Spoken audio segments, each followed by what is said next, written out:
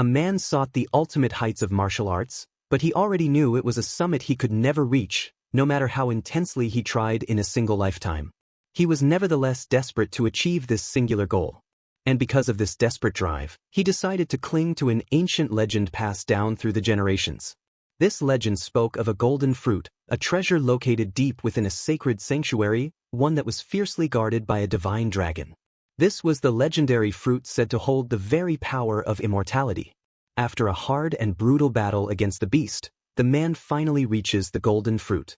He is utterly surprised to see that the legendary fruit actually exists, and he sits upon the divine dragon's corpse like a true conqueror before making his move to claim his prize.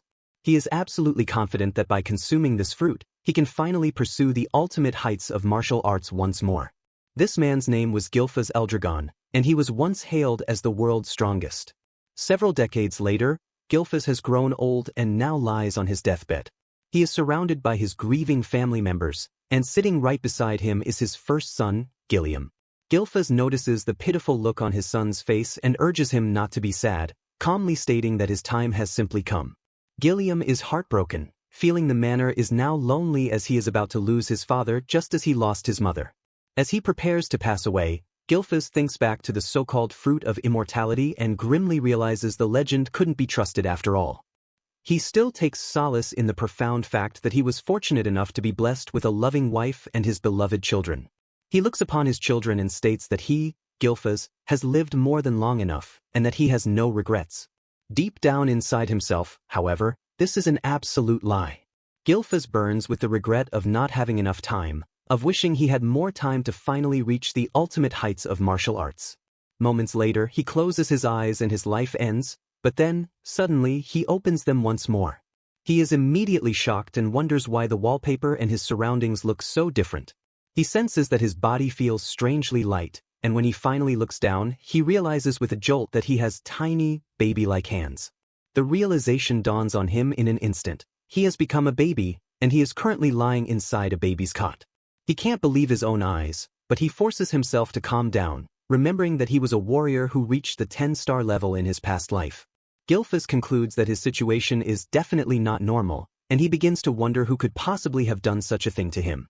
Then, it suddenly dawns on him that the fabled fruit he consumed was never a fruit of immortality. The fruit's true power was reincarnation all along, not the immortality the legends promised. This new understanding makes him smile, as he considers this incredible luck. With this new body and new life, he believes that he can now finally witness the ultimate heights of martial arts. He then notices other babies sleeping around him, and since he recognizes he's in the annex, he figures out that he must have been reborn into the Eldragon family. He begins to wonder, however, why so many babies are gathered together in this one room. Just then, an Eldragon maid enters the room, followed by others carrying what look like feeding bottles. An armed figure brings forth a small cage, and from it, they grab a baby goblin to test the food.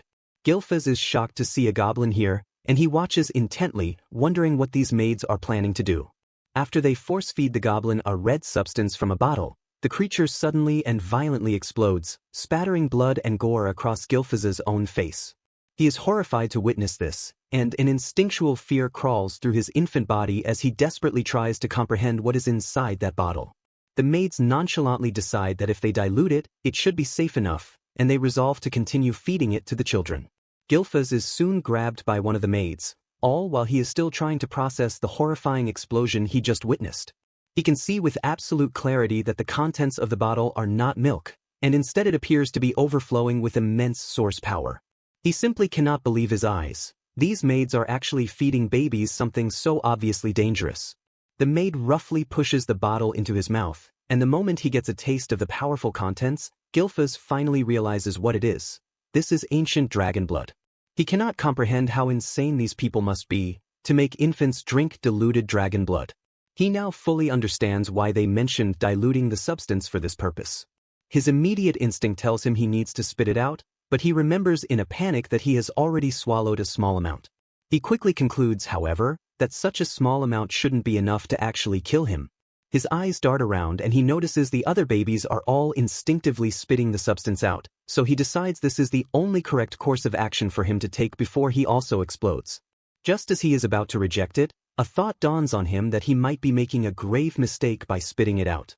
He realizes that this is not a danger, but an opportunity. If he can successfully absorb all of this source power, he might be able to surpass even his previous self and finally reach the ultimate heights of martial arts. He doesn't have a single clue what is truly going on here, but he decides in an instant to take full advantage of this unbelievable situation. He begins to drink everything down, his infant face hardening with a grim determination to show them all why they should not underestimate Gilfa's Eldragon. Even the maid looks on in shock as Gilfas happily consumes the dragon's blood that is being fed to him. This baby is actively drinking all of the ancient dragon's source power. After he drains the entire bottle, the maid places him back in his cot, and he notices that the other babies have also survived the harrowing ordeal. Just like a regular baby's body, his own starts feeling sleepy from enjoying a full and powerful meal.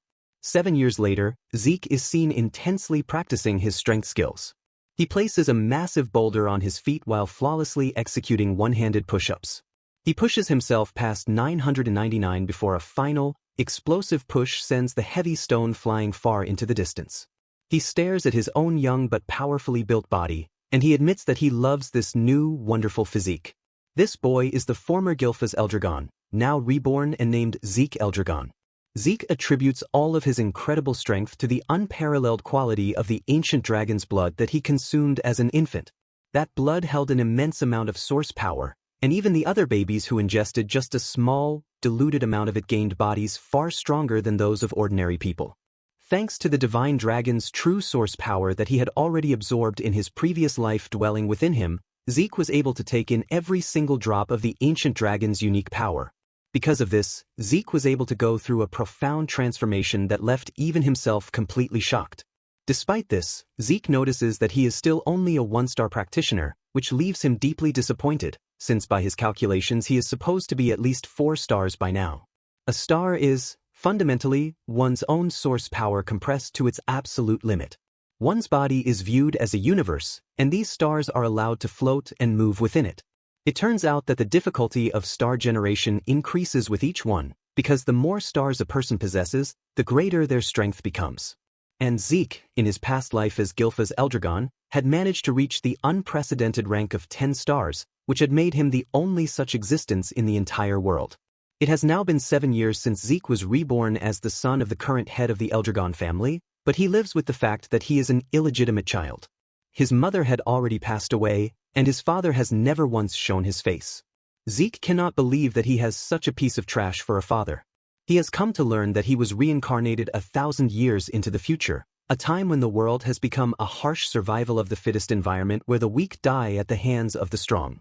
This era also has a strange ritual known as the Dragon Trial. Only the babies who survive drinking the ancient dragon's blood are supposed to be educated and trained as elite Eldragon warriors, but in 7 years, Zeke has not received a single day of training from anybody. He tries asking his assigned maid some questions about this, but the maid simply answers that she is afraid she cannot answer that. Zeke vents his frustration to the maid, reminding her that those who pass the trial are supposed to get combat training, but he is surrounded only by maids with not a single instructor in sight. The maid acts like a detached doll as she asks Zeke if there is a problem, but he tells her he isn't troubled. In truth, Zeke can handle his own physical conditioning, as he is currently more focused on building his body than receiving combat education. Zeke then asks the maid if she can at least give him some information about the other children or about the main family, but the maid gives him the exact same reply, that she is afraid she cannot answer that. Zeke tries to press her for an answer, but the maid maintains her impenetrable silence. Zeke grows pissed as he wonders aloud if this is the only thing the maid can possibly say. He then directly asks if his treatment here is unusually harsh, but the maid debunks this, stating that they were only ordered to attend to his daily needs. Zeke takes a moment to assess the maid and notices that she is a 3-star level practitioner, meaning for simple combat education, this maid would actually suffice. Since the maid is not being helpful at all, Zeke decides it is time for him to head into the forest. He can't believe he has been living with her for 7 years now and they have only had this minimal, hollow interaction. He walks away, but the maid says nothing, seeming to now ignore him completely. Zeke goes deep into the forest and eats a handful of poisonous grass, which obviously tastes disgusting. He doesn't care about the taste, however, as he considers this a vital part of his patience training. Suddenly, he focuses on a faint gaze that has been following him around constantly. He wonders why someone would be trailing him for so long and not simply show up to say something. He ignores the stalker for the moment and focuses his attention on what is approaching from in front of him. He suddenly spots an anger boar emerging from the undergrowth, surrounded by a strange black mist. It immediately dawns on him that this eerie mist coming from the beast is something that did not exist 1,000 years ago in his past life, leaving him to wonder what exactly this thing is. Nonetheless, Zeke boldly shows himself to the boar, and just as its name implies, the beast instantly charges straight toward Zeke.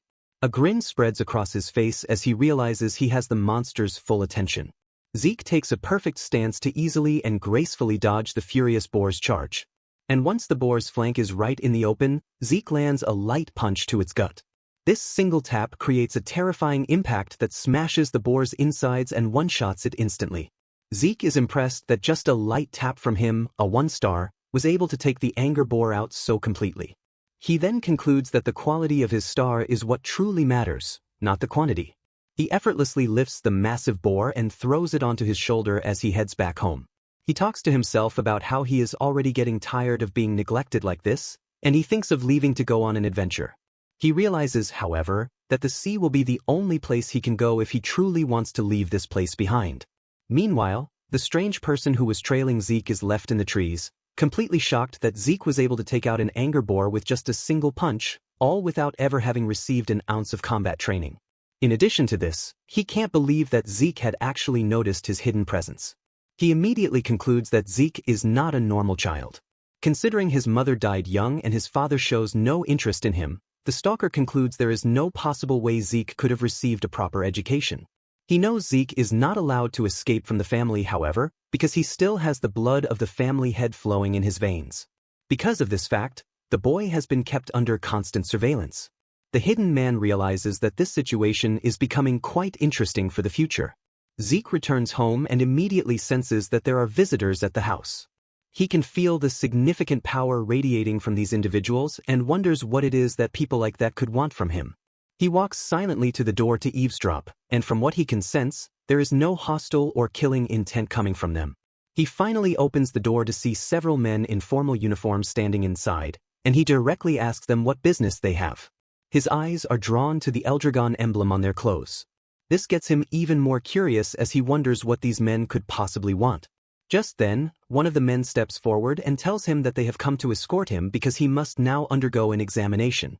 Zeke almost loses his mind when he hears this, as he has a single, frantic thought. No one has taught him a single thing about any freaking examination.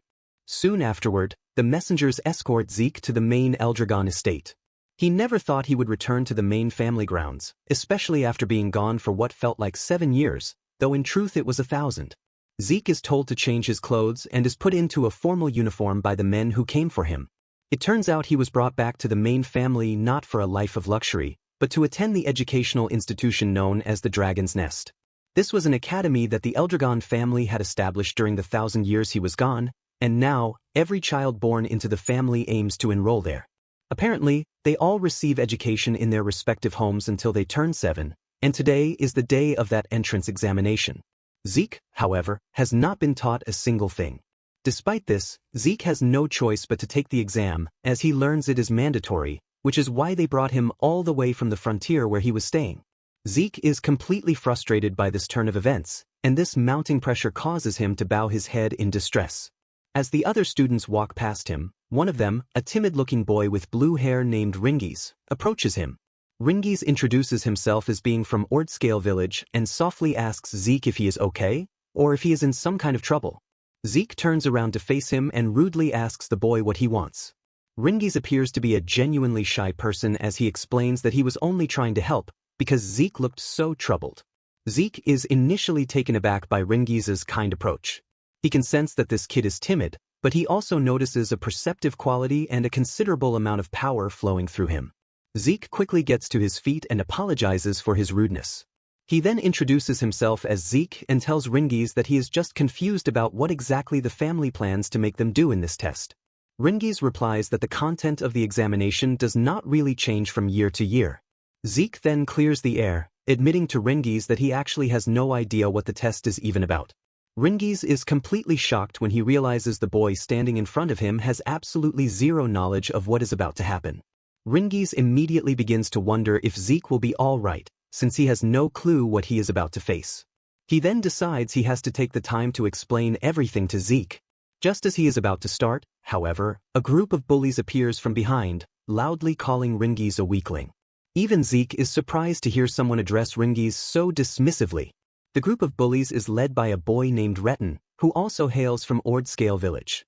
Retin viciously makes fun of Ringies, asking why a weakling like him is even here for the exam when he could just go home and play. Ringies, not quite understanding the insult, simply replies that he is here for the Dragon's Nest exam, but this only makes Retin scream at him in derision.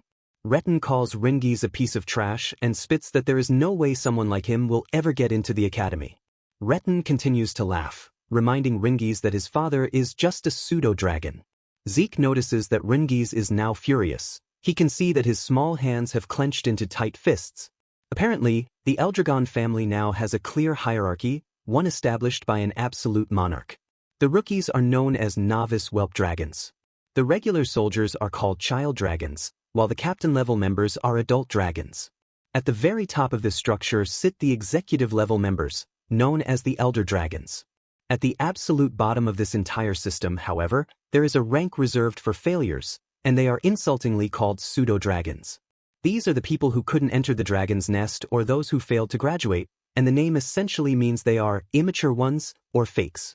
But Ringies wants to prove, with every fiber of his being, that they are not fakes. Zeke then decides to join the conversation, stepping forward to ask Retin how he can possibly know that Ringies is weak when he has not even undergone the examination yet. Retin is shocked by Zeke's sudden interference and angrily asks him who the hell he is and if he has a problem with him. Zeke replies calmly that he does not, but he just has a pure question as to why Retin thinks it is impossible for Ringies to enter the academy. Retin sneers and replies that it is because this guy is a weakling, obviously. Zeke is taken aback by this simple-minded response, and he flatly tells Retin that Ringies is probably much stronger than him and his gang of trash. This statement infuriates Retin, who snarls and asks if Zeke is implying they are below a weakling like Ringies. Before the confrontation can escalate into a full-blown fight, an examiner appears and shouts for their attention, announcing that the entrance examination is about to begin. He instructs all applicants to register in order and then move quickly with their number tags. Retin shoots Zeke a look filled with absolute disgust, promising that he will remember his face. Zeke is surprised that Retin got so angry so quickly, and he wonders aloud why the youth these days are so short-tempered. Ringies is baffled to hear Zeke say this, reminding him that they are both the same age. Ringies then adds that anyone would get mad if they were told someone weaker than them was actually stronger. Zeke then asks if the exam is mandatory, but Ringies explains that an applicant is free to withdraw if they feel they lack the ability to participate. This news comes as a complete surprise to Zeke, which only further proves to Ringies how little Zeke truly knows. Ringies then sincerely advises Zeke to withdraw, warning that he might get hurt during the exam. Zeke simply lets Ringies know that he has absolutely no intention of withdrawing. Ringies is stunned to see how supremely confident Zeke is, even though he has no idea what the test is actually about. Zeke then suggests that they had better get a move on before the examination starts without them. Momentarily, all the young applicants are gathered. The adult dragon examiner stands before them to announce the details of the test. He lets them know that all they need to do to pass is to leave a single scratch on the large rock in front of them. However, no weapons are allowed aside from the ones the examiners have provided. To make things more interesting, they are also permitted to use their bare hands, so long as they can successfully make a scratch on the rock. The examiner then reveals one last crucial detail: each of them gets only 3 attempts. Zeke does not see this as a particularly difficult examination. Ringies, however, looks absolutely horrified by the simple explanation, and Zeke wonders why he is so surprised, since all they need to do is scratch a rock. Zeke was expecting some insane and terrifying test, especially after the brutal dragon trial ritual that had them drink ancient dragon's blood as babies. Seeing what is in front of him now, Zeke is profoundly disappointed at how anticlimactic it all seems. The examiner then orders the examination to begin. The first applicant walks up to the rock, chooses a sword, and then slashes it with all of his might. The strike produces a loud bang that nearly deafens everyone present as the sword instantly shatters against the rock's surface. Even with all the immense strength he put into the blow, he was completely unable to leave even the faintest scratch. The boy then crashes violently to the ground, screaming in pain from the backlash. The examiners ask if he is willing to use his remaining 2 attempts, but he is in far too much pain to even respond. They declare his test a forfeit, and he is quickly carried away by medical staff. Zeke immediately notices Ringi's acting strangely beside him and wonders why, since the test still appears simple on the surface. Zeke asks Ringi's about the strange rock. Ringi's reveals that the rock is called a regeneration stone, and it has the ability to instantly repair any minor scratch. It also possesses a terrifying property. It reflects the impact of any brute force attack back at the user, magnified hundreds of times over. Zeke now understands and concludes that the material is indeed quite ridiculous. Ringi's then mentions the one crucial secret. A person can actually leave a scratch on the stone, but only if they properly circulate the source power within their body and channel it into their attack. With what he has just heard, Zeke figures out that the test fundamentally hinges on the proper handling and control of one's source power, rather than their individual martial arts skill. He takes a quick glance at the other participants and figures out that a considerable number of them should be able to pass. He even notices that Retin and his thugs look strong enough to pass the exam.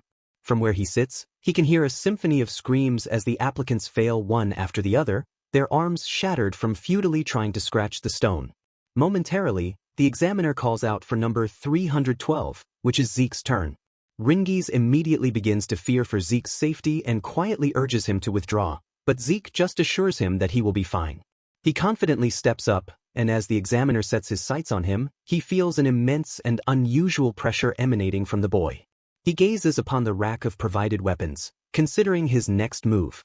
The examiner asks him again if he really does not want to use a weapon, and Zeke simply says yes, assuring the man that this fist is more than enough to do the job. When the other students hear this, they begin to make fun of him, declaring that there is no way he will be able to leave a scratch on the stone with just his fist. Even Ringi's cannot believe in Zeke, as he genuinely thinks Zeke's entire arm will go flying off on impact, not just his fist. Ringi's begins to blame himself, wishing that he had tried to stop Zeke more forcefully from participating in the examination. Since Zeke has clearly made up his mind, the examiner looks at him, takes a breath, and tells him to begin. Zeke checks out the rock, admitting to himself that it is made from a mineral that he has never seen before. He concludes that this material is surely a product of the 1,000 years that have passed. He realizes there are still so many things in this era that he does not yet understand, but he decides to push those thoughts aside for the future. Zeke powers up, preparing to punch the rock. With the full power he can currently generate, he believes this will be more than enough to achieve his goal. He channels his energy into the technique he has chosen, the Dragon Destruction Combat Art's first form. A bright, fiery aura erupts around his body and his arm as he unleashes the skill, shouting its name, Burst Strike. His fist smashes into the regeneration stone with explosive force.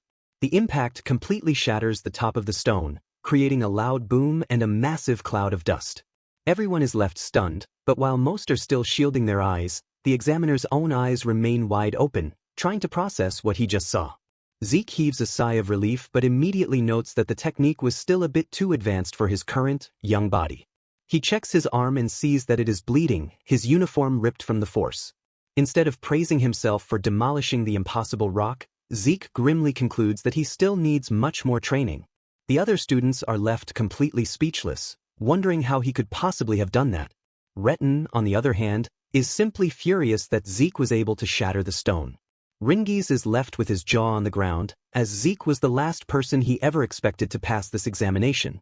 Even the examiner considers what he just witnessed to be an impossibility, because only someone with a 4-star rank or higher should have been able to shatter the regeneration stone.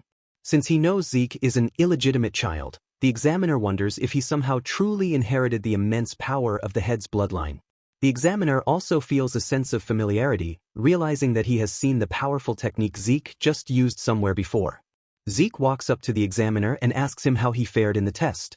The examiner announces that number 315 has passed, and another official hands Zeke a small bottle containing a green substance.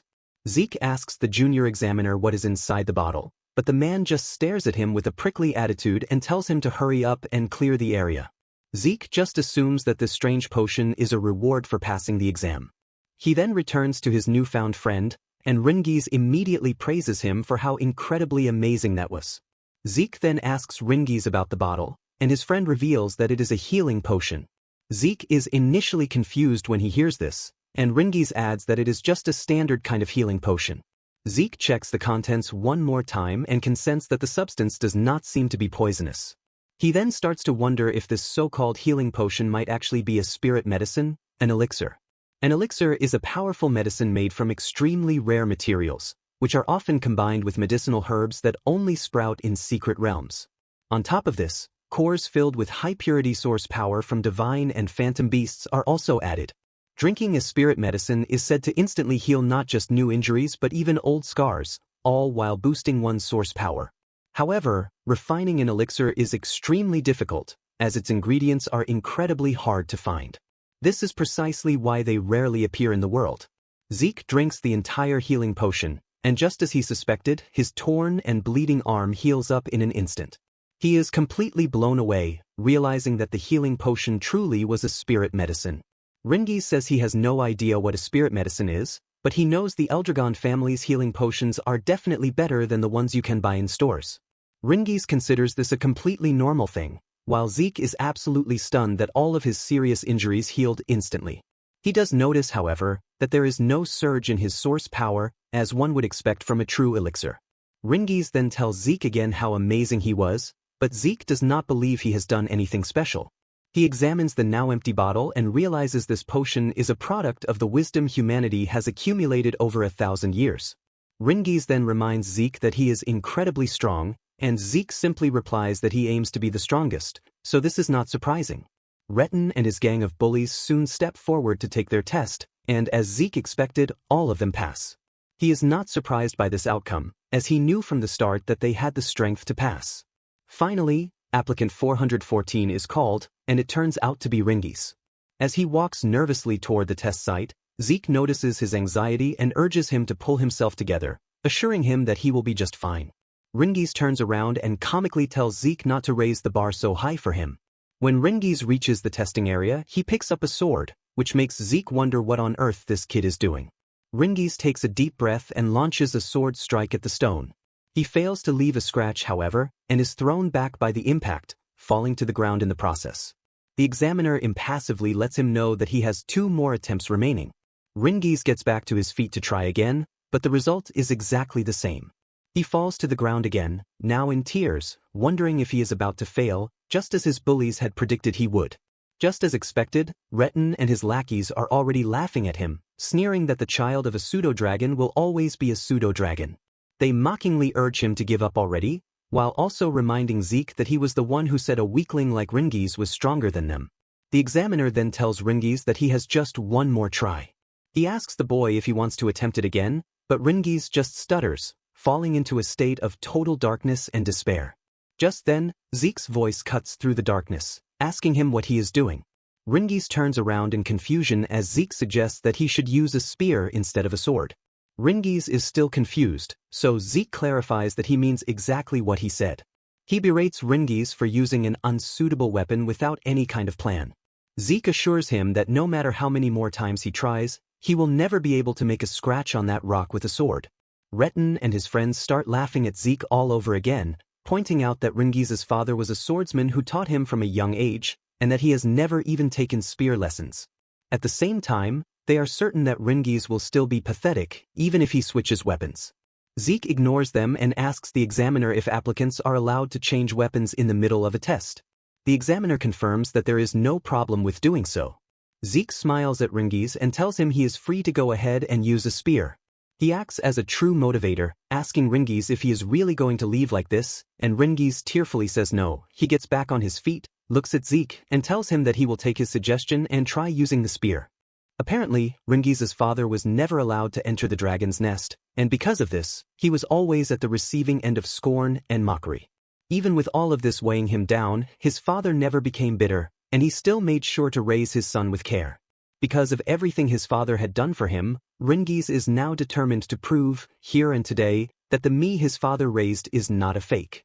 He remembers Zeke saying that he would always get the same failed result, no matter how many times he tried to use a sword. He has not known Zeke for very long, but in this moment, he is choosing to believe in him.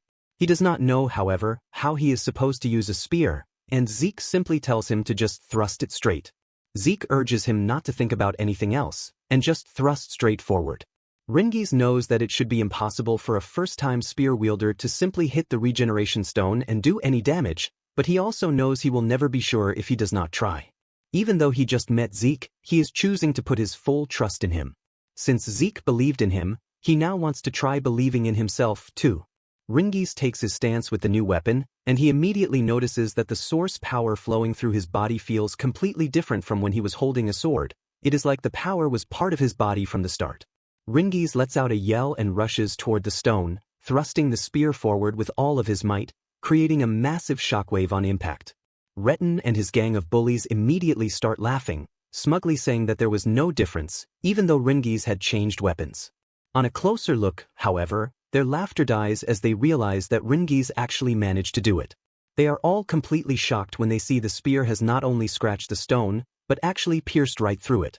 Even the examiner cannot believe his own eyes. This boy has managed to pierce the regeneration stone with a single spear thrust. Zeke is incredibly proud of Rengiz and he claps for him. Rengiz himself cannot believe his eyes when the examiner writes in his book that number 414 has passed the test. Rengiz is so stunned that he is forced to ask again to confirm if he truly passed, but Zeke then rushes down and hugs him from behind, assuring him that he really did it. With tears of pure happiness in his eyes, he hugs Zeke back. Retin and his cronies refuse to believe that Rengiz actually passed the test, all of them chalking it up to a simple stroke of luck. The examiner then screams at the top of his voice, announcing to the applicants that the examination has concluded and what is next is the entrance ceremony. When Zeke hears this, he is surprised. He cannot believe that just scratching a rock is the only test they will require of them.